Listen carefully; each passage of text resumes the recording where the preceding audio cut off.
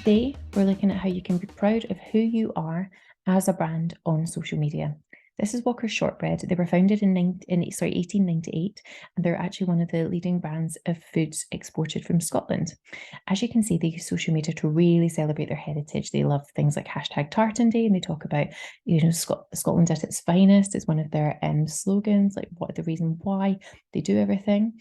They've celebrated their 125th year by doing throwbacks. So again, really celebrating heritage. But one of the biggest things that they've done is actually really celebrating who they are as a, not even just a brand, but as a product.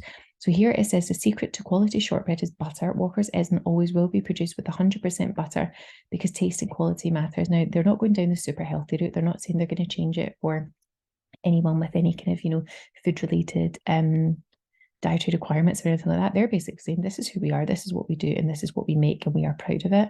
That's a big statement to make. And this got 114 engagements, 23 comments, and 9 shares in comparison to some of the other ones, which of course get good engagement, but it's just a little bit different. So that for me is about just taking a stand, showing who you are, and being super proud of your business.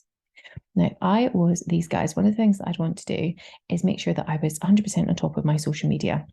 When you go into the Maybe dashboard, they can see their best post on the left-hand side, which obviously would have been that one for them. And then on the right, they can compare themselves with literally anything else. They could McVitie's, the digestives, any kind of other Scottish brands. It might be Iron Brew, things like that. And then they can start to see what kind of content they're producing and start to measure, start to contrast, start to come up with other ideas on how they can make their content even better. Now, as always, if you've got any questions at all, click on the little blue button. We'd love to help.